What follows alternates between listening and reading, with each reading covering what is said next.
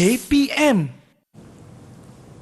Salam sejahtera, anda sedang menonton slot Sukses SPM 2022 bersama dengan saya, Sean Stevens selaku pengacara anda.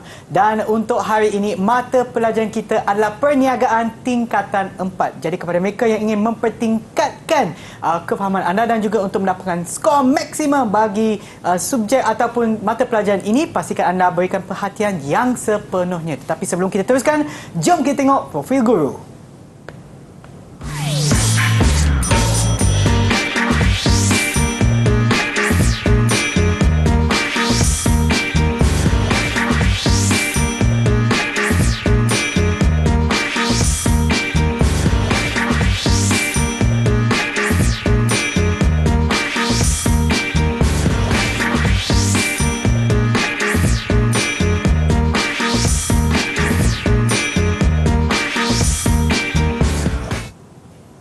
Bersama kita pada hari ini adalah Cikgu Hamzi. Hai Cikgu. Hai Sean, apa khabar? Cikgu? Baik, saya sihat. Sean sihat? Sangat sihat Cikgu. Dan kita juga ingin kenalkan jurubahasa isyarat kita pada hari ini, iaitu Cikgu Kulina. Hai Cikgu. Apa khabar Cikgu?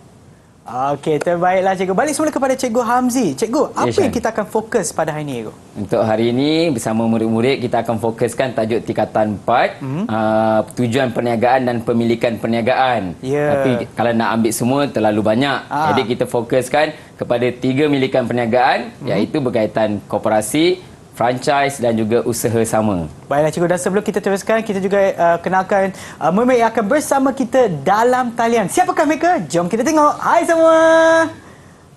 Itulah dia muka-muka yang akan bersama kita dalam talian. Boleh tak Cikgu kenalkan mereka kepada kita baiklah, semua? terima kasih murid-murid yang sedia bersama saya hari ini. Yang pertama sekali, di atas sekali baju ungu, Mimi Raudah.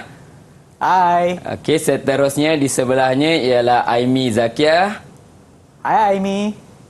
Seterusnya di bawah baju oranye tu, tudung oranye kita boleh tengok Nur Ziatul Syafiqah. Hai. Saya panggil Zia je lah. Zia. Seterusnya Sofia Kristina. Hai Kristina. Semua dari SMK Bukit Sarjana Audison. Okey, baik. Adakah anda semua sedia untuk pembelajaran kita hari ini? Bagilah thumbs up kalau anda sedia. Okey, nampaknya mereka dah sedia Cikgu. Apa kata kita mulakan Cikgu? Baik, terima kasih Sean. Silakan. Okey, jadi murid-murid yang berada bersama saya dan juga yang berada di rumah, kita akan teruskan untuk pembelajaran kita pada hari, iaitu tujuan dan pemilikan perniagaan. Saya nak fokus memberi tumpuan kepada koperasi, franchise dan usaha sama. Jadi murid-murid sila beri perhatian kerana kita akan buat uji minda selepas sesi pembelajaran kita pada hari ini. Okay, yang pertama berkaitan koperasi merupakan sebuah organisasi perniagaan yang ditubuhkan oleh sekumpulan individu secara sukarela, mempunyai kepentingan yang sama bagi setiap anggota. Saya nak tanya murid saya, apa yang anda faham tentang istilah mempunyai kepentingan yang sama bagi setiap anggotanya? Boleh tak murid-murid saya ni sukarela nak menjawab soalan saya ni? Sebab dia dah senyum, Kristina. Saya nak tanya Kristina dululah. Apa yang kamu faham mempunyai kepentingan yang sama bagi setiap anggota ni?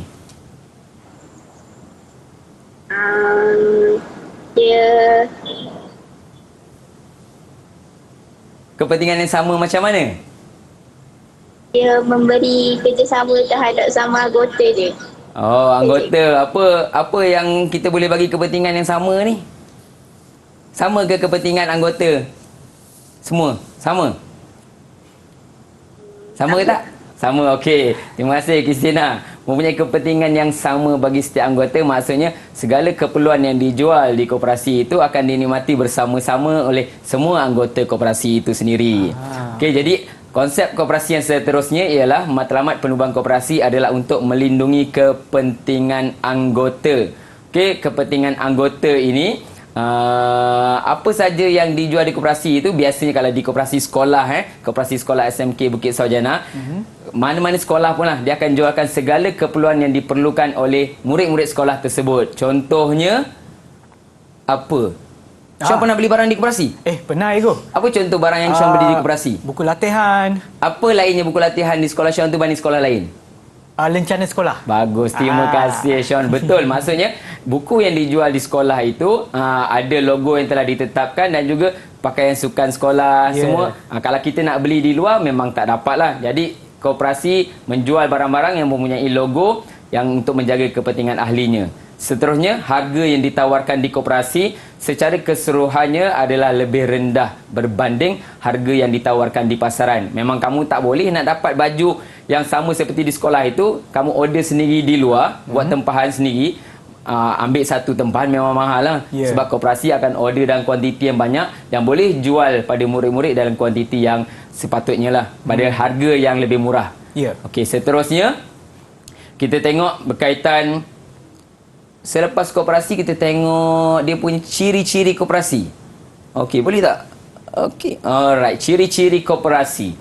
Ciri yang pertama, modal perniagaan disumbangkan oleh anggota. Semua anggota koperasi akan memberi sumbangan modal sebab anggota ini mempunyai hak dalam membuat keputusan. Dia tangkap tangan Mimi. Mimi nak tanya soalan? Cikgu, saya nak tanya. Dalam koperasi ni, anggota koperasi ni dia ada had minimum tak? Oh, sebab daripada tadi saya sebut anggota-anggota kan. Dia tanya ada ke had minimum koperasi. Okey Mimi, terima kasih. Untuk menubuhkan koperasi, had minimum ahli yang perlu ada ialah seramai 50 orang. 50 orang dan tiada had maksimum. Okey, baik. Jadi bergantunglah pada berapa ramai ahli koperasi tersebut. Semua boleh jadi ahli koperasi. Tapi macam mana nak jadi ahli koperasi itu, dia akan memberikan sumbangan modal. Sumbangan modal. Adakah anak-anak murid saya di sini semuanya ahli koperasi sekolah? Kamu ahli koperasi sekolah ke tak? Nampaknya tidak. Kalau dikata tidak tu, dia kurang faham lagi konsep koperasi tu. Sebenarnya semua murid sekolah tu merupakan ahli koperasi kerana mereka dah bayar yuran koperasi dalam bentuk modal. Modal yang dibayarkan pada awal sesi persekolahan biasanya tingkatan 1 lah. Yuran koperasi itu dah melayakkan dia menjadi anggota koperasi. Jadi murid-murid kena faham konsep tu. Kamu semua ialah ahli koperasi, sebab tu kamu boleh beli barang-barangan koperasi. Dan ahli koperasi menanggung liability terhad. Istilah ini murid-murid dah pernah jumpa daripada tajuk yang sebelum-sebelum ni. Cuma saya nak tanyalah, ada ke murid-murid saya di sini ingat lagi apa maksud menanggung liability terhad? Ada sesiapa yang ada sesiapa nak cuba? Okey. Nah, Mimi lagi nak cuba. Dia mempunyai tanggungan setakat modal yang dikeluarkan sahaja dan ia tidak melibatkan harta peribadi. Okey, bagus. Mimi, terima kasih. Menanggung liability terhad maksudnya apabila berlaku sebarang kerugian teruk terhadap koperasi tersebut, ahli ataupun pemegang-pemegang saham koperasi ini hanya rugi sekadar modal yang telah dilaburkan sahaja. Jika modal koperasi itu diletakkan RM100, jadi dia rugi RM100 itu sajalah. Okey, seterusnya ciri-ciri koperasi lain melaksanakan kegiatan berkaitan dengan ekonomi untuk memenuhi keperluan anggota. Maksud segala aktiviti koperasi itu menjual barang-barang semua untuk kepentingan ahli-ahli koperasi itu sendirilah. Dan tiada unsur-unsur politik dalam koperasi, tak kira mana-mana koperasi pun, sebab dia untuk menjaga kebajikan ahli. Seterusnya, aktiviti koperasi diuruskan berdasarkan Akta Peraturan dan Undang-Undang Kecil Perniagaan. Saya nak tanya, apakah akta yang berkaitan dengan ciri-ciri koperasi ini? Zia Syafiqah. Saya rasa ialah kan cikgu, Akta Koperasi 1993. Okey, saya pun rasa betul jawapan tu. Okey, tanya Zia. Akta Koperasi 1993 ya. Okey, jadi segala ciri-ciri koperasi dinyatakan dalam akta tersebut lah. Okey, tahun tu memang kena sebut dengan betul baru boleh jawapan tu tepat. Okey, seterusnya kita tengok sikit berkaitan prinsip-prinsip koperasi. Dalam prinsip koperasi ada 7 prinsip. Kita tengok prinsip yang pertama iaitu keanggotaan sukarela dan terbuka. Siapa yang belum cakap anak murid saya ni? Aimi.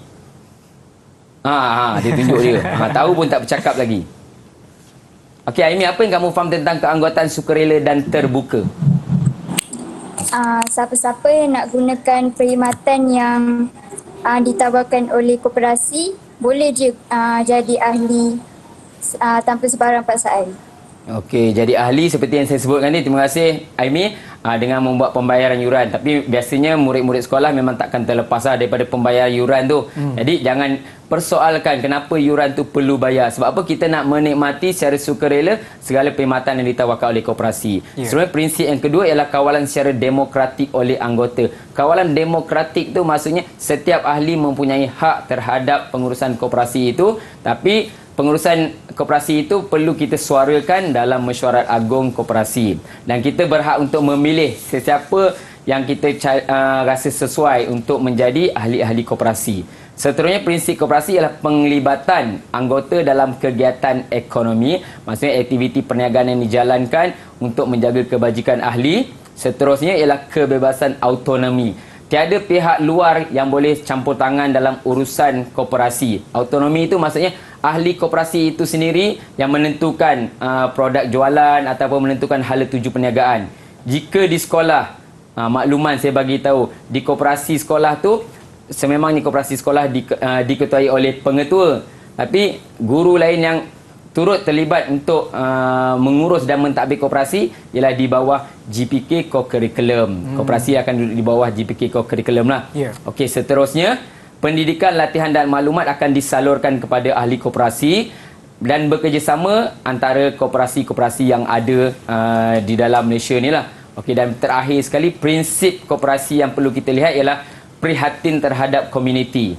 Bagi koperasi sekolah yang paling hampir dengan kita lah, murid-murid semua, pernah tak kamu lihat keprihatinan koperasi kita terhadap komuniti?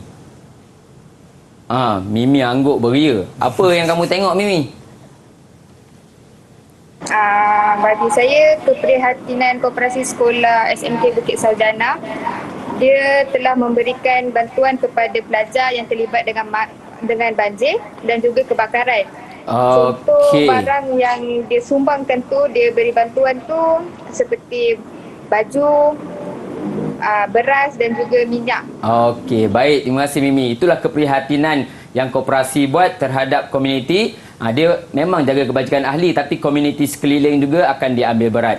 Okey, dan akhir sekali untuk tajuk koperasi ialah berkaitan hak-hak anggota koperasi. Apa hak kamu sebagai anggota koperasi? Yang pertama, berhak untuk membuat mengundi dalam mesyuarat agung tahunan. Tapi kena pergilah mesyuarat agung tu, jangan tak pergi. Yang kedua ialah terlibat secara langsung dalam proses pembuatan keputusan. Seterusnya, mengambil semula modal share apabila keluar dari koperasi. Kamu kalau nak habis sekolah nanti nak ambil ke modal keluar daripada koperasi? Ambil ke tak ambil? Kenapa tak ambil? Ambil, cikgu. Ambil? Saya tak ambil. Kenapa tak ambil? Sebab saya anggap tu saya berikan sumbangan kepada koperasi sekolah. Allahu Akbar. Bagus, terbaik. Zia nak ambil boleh, tapi sebenarnya modal koperasi yang kamu salurkan awal-awal dulu mungkin tak berapa banyak. Jadi kebanyakan ahli koperasi ni dia hanya membiarkan modal itu kekal di dalam koperasi sebagai modal yang boleh diteruskan lagi lah. Okey, dan akhir sekali lah menerima pulangan dalam bentuk dividen. Ahli koperasi menerima pulangan ini dalam bentuk dividen. Mungkin dividen itu dalam bentuk wang ataupun koperasi boleh tukar kepada dalam bentuk barangan. Jadi murid-murid kalau tak dapat duit mungkin koperasi akan tukarkan dalam bentuk barangan untuk sesuai untuk peperiksaan dan sebagainya lah. Itu tajuk berkaitan daripada koperasi, ciri-ciri dan juga prinsip serta hak anggota koperasi yang calon murid-murid kena tahulah. Baiklah cikgu, dan sebelum kita teruskan, kita akan berehat seketika. Kembali semula selepas ini di Sukses SPM 2022. Didik TV KPM. Didik TV KPM. Kembali menonton Sukses SPM 2022 bersama dengan saya Sean Steven dan juga Cikgu Hamzi untuk mata pelajaran pada hari ini, iaitu Perniagaan Tingkatan 4. Baiklah cikgu, jom kita teruskan. Baik, kita teruskan untuk pembelajaran hari ini dengan bentuk perniagaan lain. Sama juga milikan perniagaan, tapi istilah yang digunakan dalam buku teks ialah bentuk perniagaan lain, merujuk kepada franchise dan usaha sama. Jadi murid-murid, kita bersedia untuk tajuk franchise dan juga usaha sama. Kita tengok yang pertama ialah franchise. Apa ciri-ciri franchise yang pertama? Ialah tertakluk kepada Akta Franchise 1998. Segala peraturan dan perjanjian ada dinyatakan melalui akta ini. Tapi murid-murid tak perlulah nak hafal isi kandungan akta ini. Cuma dia tahu akta franchise 1998 pun dah cukup baik. Okey, seterusnya ciri-ciri yang berikutnya adalah perniagaan yang seragam dan sistematik. Sama saja perniagaan franchise ini di mana-mana, sistemnya memang kita boleh lihat samalah. Itu maksud seragam dan sistematik. Seterusnya perniagaan popular yang mempunyai banyak cawangan. Tak kira lah apa bentuk perniagaan, mempunyai logo yang sama. Biasanya dia popular lah. Di mana-mana kita biasa akan jumpa perniagaan franchise ini. Seterusnya, terdiri daripada franchisee dan franchisor. Okey, franchisee dan franchisor. Apa beza franchisee dan franchisor? Tajuk ini mungkin murid-murid pernah dengar sebelum ini. Ada ke murid yang tahu beza antara franchisee dan franchisor? Kalau tak tahu tak apa, saya terangkan. Okey, franchisee merupakan syarikat cawangan yang membeli hak kebenaran untuk menjalankan perniagaan franchise. Manakala franchisor ialah syarikat induk yang menjual ataupun memberi kebenaran kepada syarikat kecil franchisee lah. Jadi murid kadang keliru antara franchisee dan franchisor. Senang je saya nak ingatkan mereka. Eja franchisee dengan franchisor, mana ada huruf O? Franchisor. Franchisor. That mean itu ialah bos. Ada O kat situ, itu bos. Jadi franchisor ialah syarikat induk, franchisee ialah syarikat cawangan yang memuka perniagaan franchise ini. Okey. Sean pun dah faham beza kan? Faham, Ego. Okey, seterusnya franchise kawalan berterusan oleh franchisor, syarikat induk tu mengawal keseluruhannya. Dan seterusnya ialah franchisee perlu membuat bayaran dalam bentuk fee yang ditetapkan. Fee satu bentuk yuran yang telah ditetapkan. Berbeza setiap jenis perniagaan franchise tu, kamu perlu cari franchisor untuk tahu berapakah bayaran untuk membuka perniagaan franchise tersebut. Okey, fee itu bayaran permulaan. Nanti akan ada lagi bayaran yang seterusnya. Okey, seterusnya kita lihat apa kelebihan perniagaan franchise kepada franchisor, iaitu kepada syarikat induk. Okay, kelebihan pertama ialah dapat mengembangkan perniagaan secara global. Yang biasa murid boleh senang cakap ialah dapat meluaskan pasaran perniagaan. Seterusnya, kelebihan kepada franchisor ialah menikmati ekonomi bidangan. Okey, ekonomi bidangan itu satu istilah. Bagaimana kita nak menerangkan apa yang dimaksudkan dengan menikmati ekonomi bidangan? Adakah murid-murid saya ni tahu? Sebab tajuk sebelum ini memang pernah dah mereka jumpa tentang istilah menikmati ekonomi bidangan. Adakah murid saya yang tahu? Dia buat garu-garu pula. Tak tahu? Mana dia tak ulang kaji lagi ni?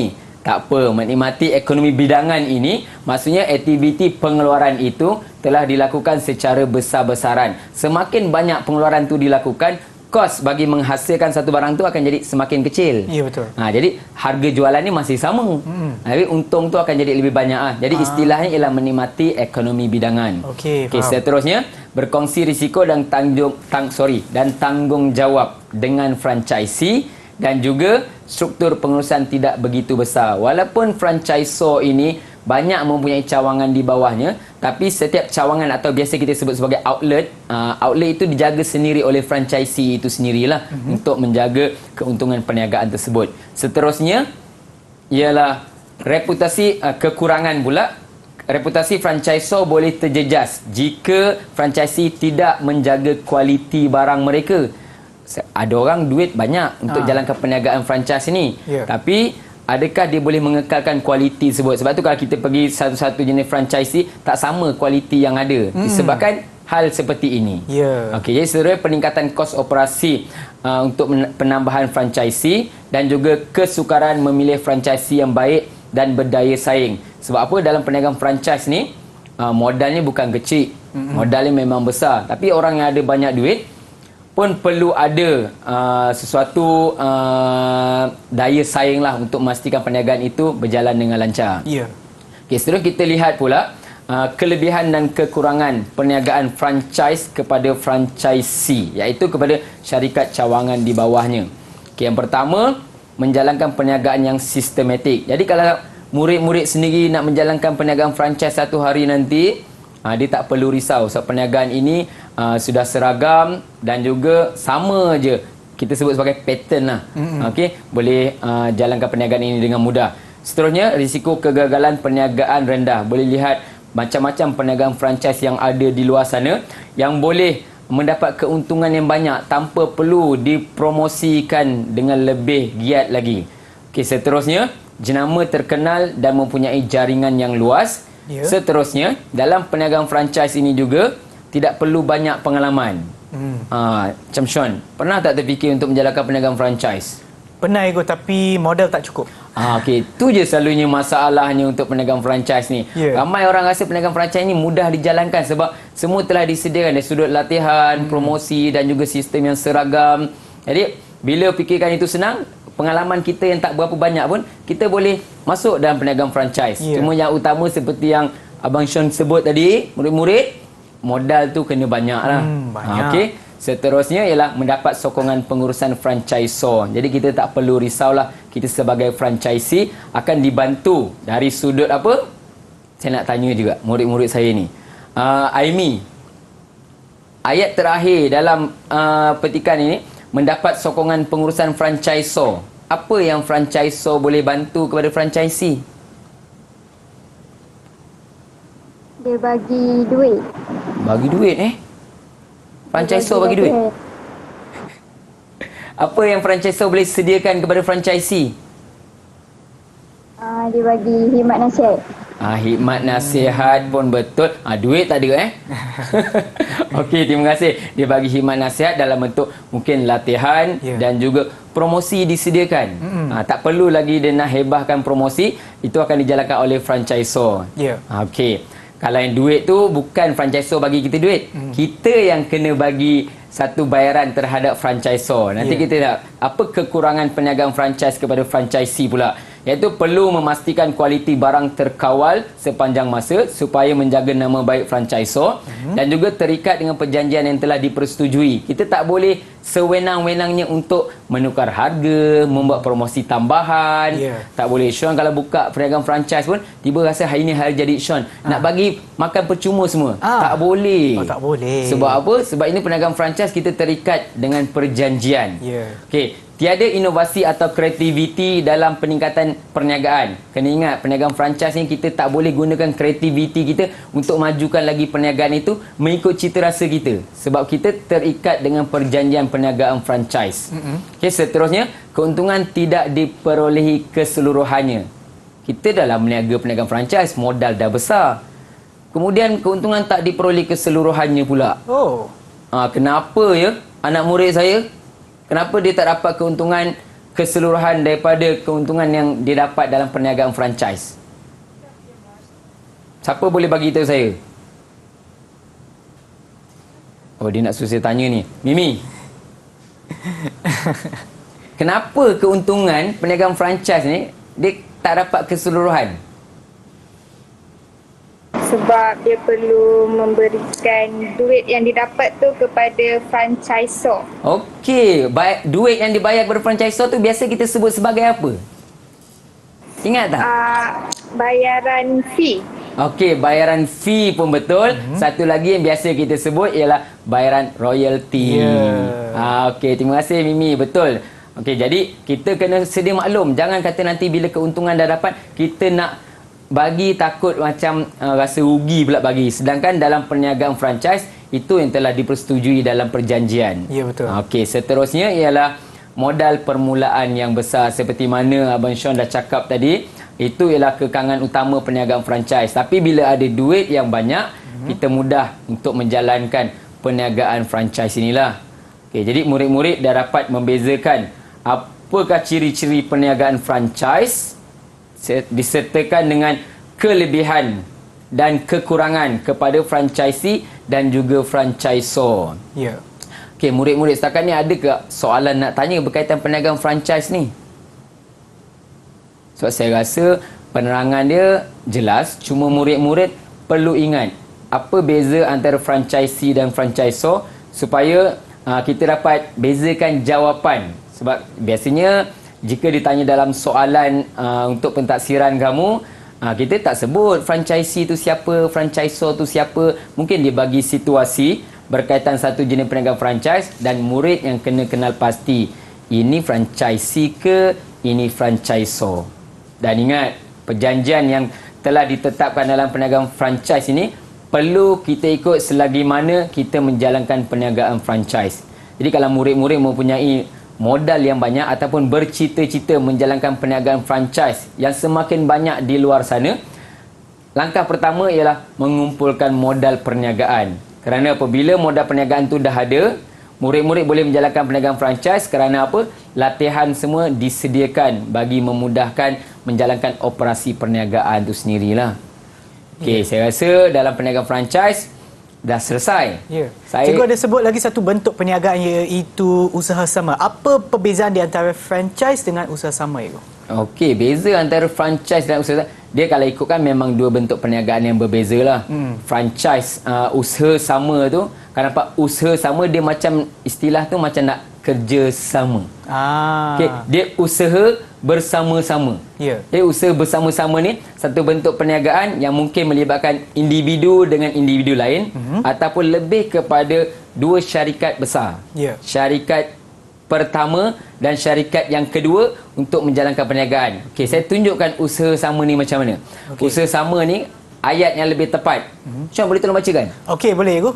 Usaha sama ialah suatu perkongsian strategik dua atau lebih individu ataupun syarikat untuk mengeluarkan barang atau perkhidmatan bagi satu jangka masa tertentu. Okey, jadi usaha sama ni dia boleh macam perkongsian lah. Tapi istilah dia kita sebut sebagai usaha sama. Saya senaraikan juga kelebihan dan kekurangan usaha sama di mana murid-murid pernah belajar tajuk sebelum ini berkaitan perkongsian. Dia hampir sama kelebihan dan kekurangan berkaitan perkongsian ini. Yeah. Cuma lebihnya usaha sama ini, dia lebih kepada perniagaan yang lebih besar. Apabila dia bergabung, capai saja matlamat yang telah ditetapkan, dia boleh dibubarkan balik.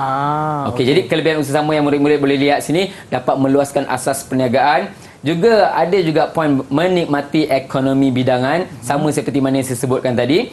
Meningkatkan dana kewangan sebab dua syarikat dah bergabung, dana kewangan modal semakin besar lah. Dan risiko perniagaan tu dapat disebarkan. Disebarkan itu murid-murid maksudnya kita dapat mengurangkan risiko itu ditanggung oleh seorang diri atau satu syarikat sahaja. Bersama-samalah.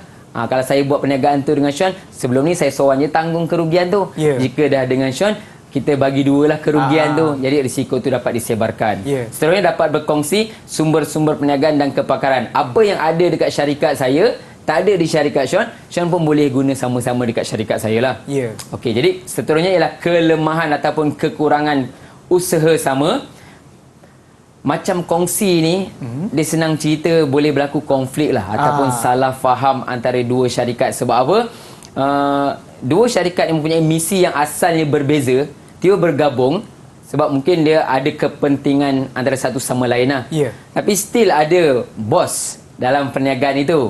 Mungkin menyebabkan berlaku pembahagian tugas yang tidak sama rata, boleh menyebabkan berlaku salah faham, dan juga masalah tu mungkin akan timbul disebabkan pengurusan dan budaya yang berbeza lah dalam aspek usaha sama.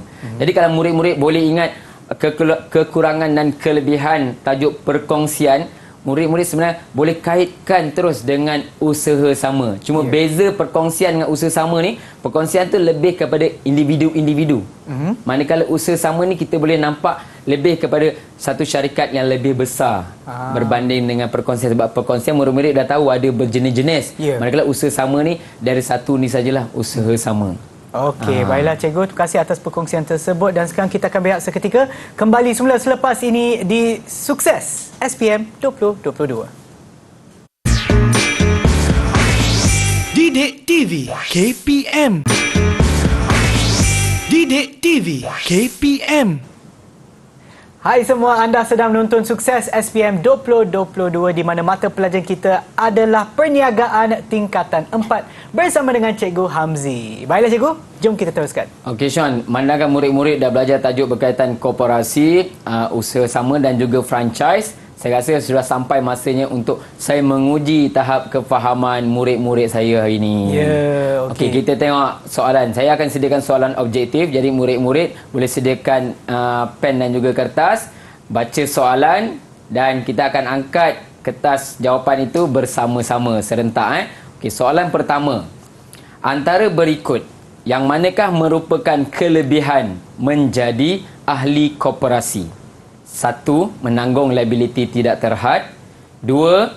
Menerima bayaran dividen tahunan. 3. Mempunyai hak membuat keputusan. Dan 4. Memperoleh komisen tahunan. 5 sangat dari sekarang. Oh. Saya rasa kalau mereka dah faham dah konsep Kalau ataupun faham bentuk perniagaan ni. konsep ahli koperasi, itulah saya nak tengok tu dia ni faham ke tak faham ni. Okey. Sebab jawapannya Sean dah yang ada baru kat sana. duduk dengan saya pun saya rasa dah cukup faham lah. Faham Ego, faham. Okey, kita tengok. Anak murid saya dah bersedia? Okey, sila angkatkan jawapan anda sekarang. Okey. Aimi?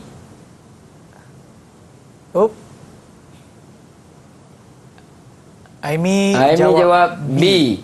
B Aimi kenapa orang lain jawab C, Aimi jawab B. Saya tengok B 1 dan 4 memperoleh komisen tahunan, menanggung liability tak terhad. Oh, mungkin nervous ni. Jawapan dia ni. Aimi je seorang salah, yang lain boleh dapat 10 bintang saya bagi tu. Yeah. Okey, Aimi jawapan yang sebenarnya ialah C, 2 dan 3. Jangan sesekali jawab menanggung liability tidak terhad. Dan bukan komisen. Komisen tu kalau kita jual barang, kita dapat satu bayaran tambahan terhadap barang tersebut, itu sebut sebagai komisen. Dan untuk ahli koperasi kita sebut sebagai dividen. Dan juga mempunyai hak untuk mengurusan. Okey, yang lain bagus. Jawapan C, tepat sekali. Okey, sekarang kita tengok soalan kedua. Saya harap soalan kedua ni boleh dapat semua betul ni. Okey, seterusnya ialah antara berikut yang manakah merupakan prinsip koperasi. Kalau ingat gambar prinsip tadi tu, saya terangkan ada 7 prinsip koperasi. Okey, daripada 1, 2, 3 dan 4, murid-murid boleh tengok pilihan jawapan. Ni soalan aneka gabungan. Okey, prinsip koperasi kita dah gariskan. Okey, sila buat pilihan jawapan. Okey. Yang ni pun menggunakan istilah-istilah ataupun kata kunci ya. Ya, betul tu. Cara Abang Sean jawab tu, itulah sepatutnya kaedah yang digunakan oleh murid-murid dalam menjawab setiap soalan.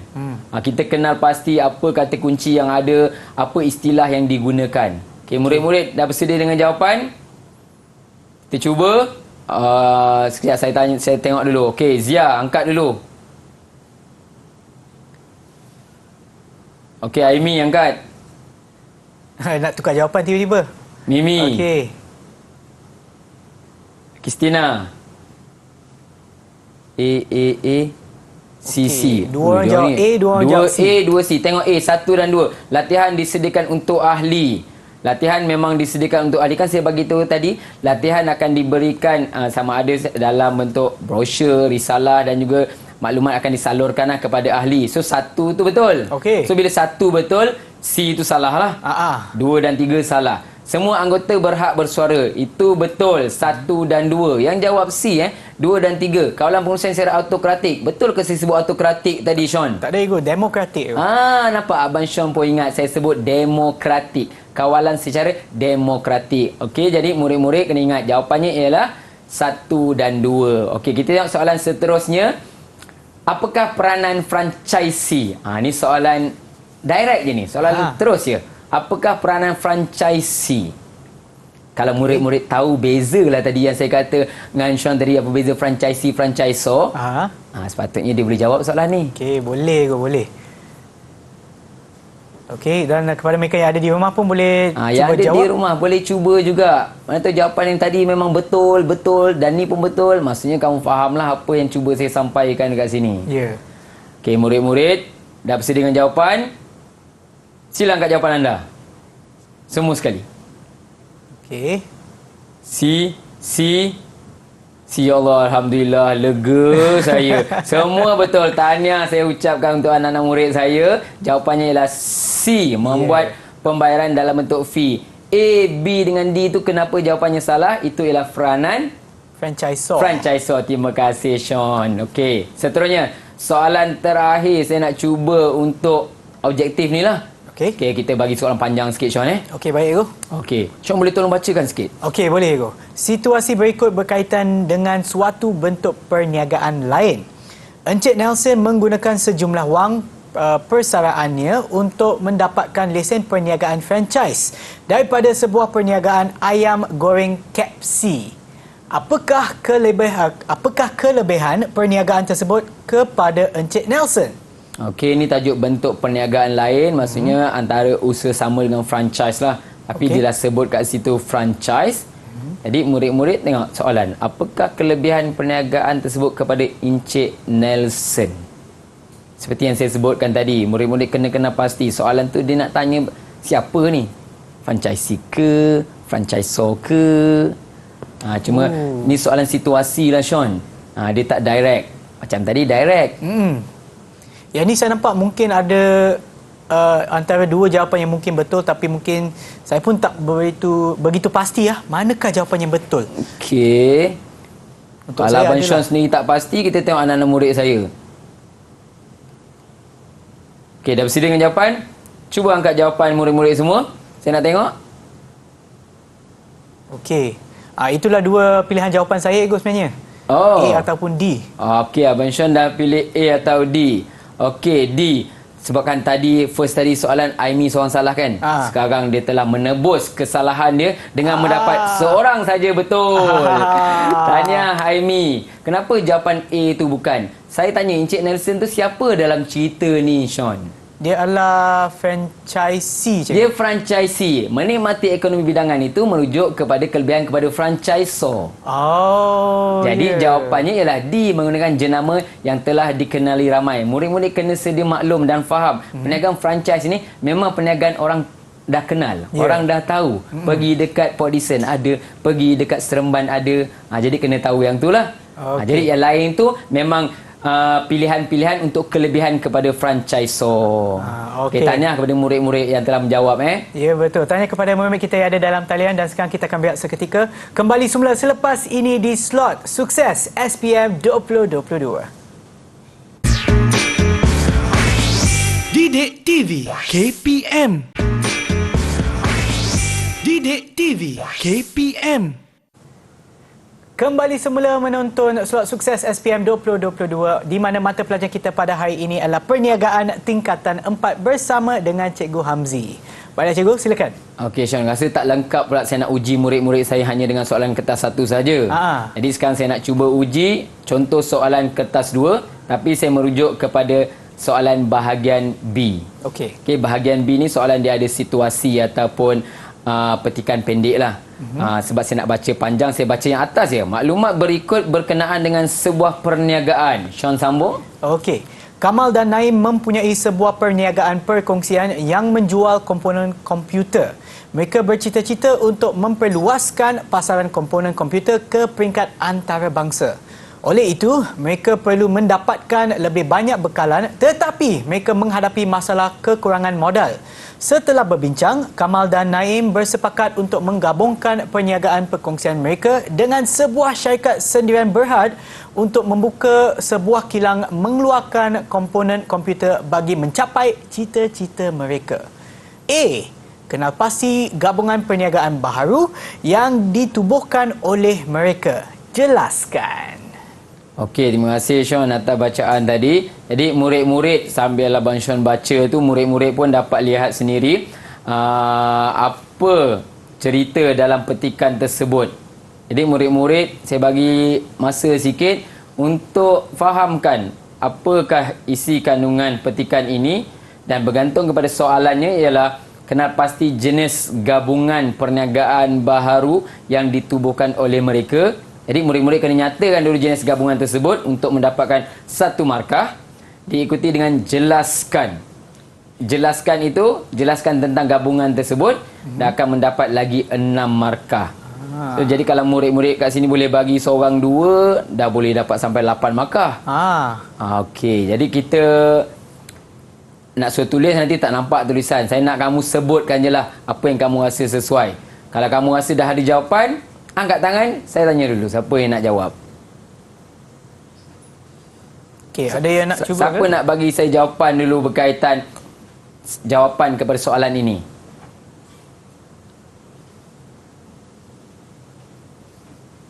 Saya rasa jawapan pertama tu agak senang sedikit lah Ego. Sebab kita kena kenal pasti kan. Siapa yang rasa senang dulu, dia bagi jawapan. Siapa nak jawab dulu? Ada yang separuh angkat tangan tu Ego. Kristina angkat tangan ke apa tu? Okey, Christina. Okey, Kristina. Okey, macam mana awak akan tulis jawapan? Usaha sama. Okey, mana awak terus jawab usaha sama. Okey, baik, saya bagi 1 markah dekat situ. Okey, jelaskan. Sebab dia untuk mendapat lebih banyak bekalan. Okey, mendapat Untuk lebih memperluas. banyak bekalan. Dapat bekalan apa? Bekalan komponen komputer tu. Komponen komputer. Okey, dah ada 2 poin kat situ.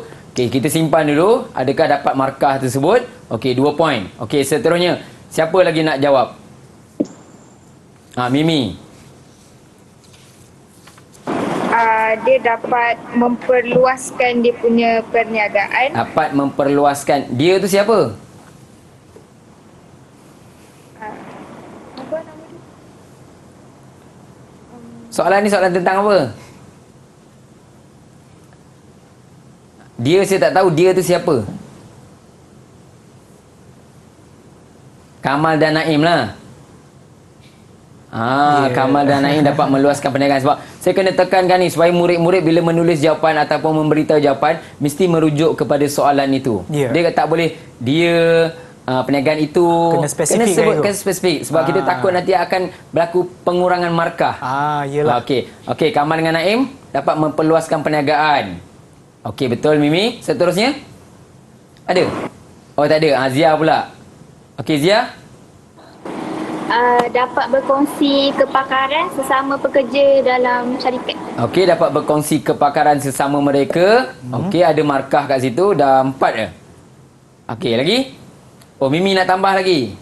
Lagi, Mimi? Mereka dapat meningkatkan keuntungan dalam perniagaan. Meningkatkan keuntungan dalam perniagaan. Mungkin boleh jadi sebab tu dia buat usaha sama. Meningkat keuntungan. Aimi saya nak dengar. Aimi tak jawab lagi ni. Apa yang kamu boleh jelaskan tentang usaha sama yang Kristina sebutkan ni?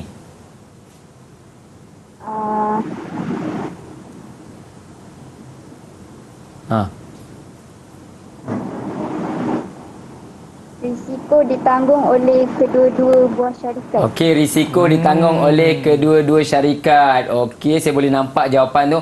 Nampaklah jawapan tu. Bila digabung-gabungkan tu, dah hampir kepada 7 markah tersebutlah. Jadi, murid-murid, mari kita tengok contoh jawapan yang ada. Adakah jawapan yang disebutkan tadi sama seperti mana skema yang saya sediakan? Okey, cara menulis jawapan. Murid-murid, gabungan perniagaan baharu yang ditubuhkan oleh Kamal dan Naim ialah usaha sama. Jangan terus point usaha sama je. At least kita ikut kepada soalan itu. Kita bagi tahu gabungan yang ditubuhkan oleh Kamal dan Naim ialah usaha sama. Jika calon sebut, ini tajuk yang sebelumnya ada yang sebut tentang PLT iaitu perkongsian liability terhad. Juga diterimalah dalam soalan ini. Tapi sebab saya nak menjurus kepada usaha sama, kita tengok apa penjelasan dia. Menanggung liability terhad.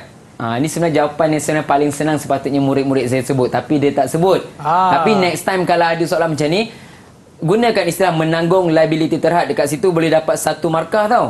Kalau sebutkan menanggung liability terhad kat sini, dia dapat 1 markah. Kemudian seperti yang awal tadi, murid saya ada sebut menanggung liability terhad ni ialah rugi sekadar modal sahaja. Ini markah, dah jadi markah yang ketiga. Sebab ni tadi usaha sama 1, dah jadi 3.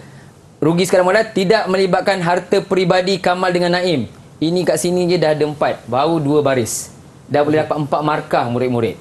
Okey. Seterusnya, modal perniagaan semakin banyak. Kita boleh nampak kat sini. Okey, dah dapat 6. Seterusnya, jangka hayat perniagaan berterusan. Perniagaan diteruskan jika pemilik meninggal dunia. Murid-murid kena faham konsep dah usaha sama ni syarikat. Jika perniagaan itu ahlinya meninggal dunia ke, perniagaan tu masih boleh teruskan seperti biasalah. Okey, tak ada had maksimum perkongsi. Saya tunjukkan lagi ada tak jawapan-jawapan yang disebutkan oleh anak murid saya tadi. Terlajak. Jimat kos penubuhan lebih murah tertakluk pada audit. pengeluaran besar-besaran ni menikmati ekonomi bidangan yang saya sebutkan tadi itulah. Tu kertas pun dia ada tulis tu. Jadi cara menulis jawapan dalam pentaksiran ke, murid-murid boleh tuliskan macam ni lah supaya dia dapat markah yang maksimum.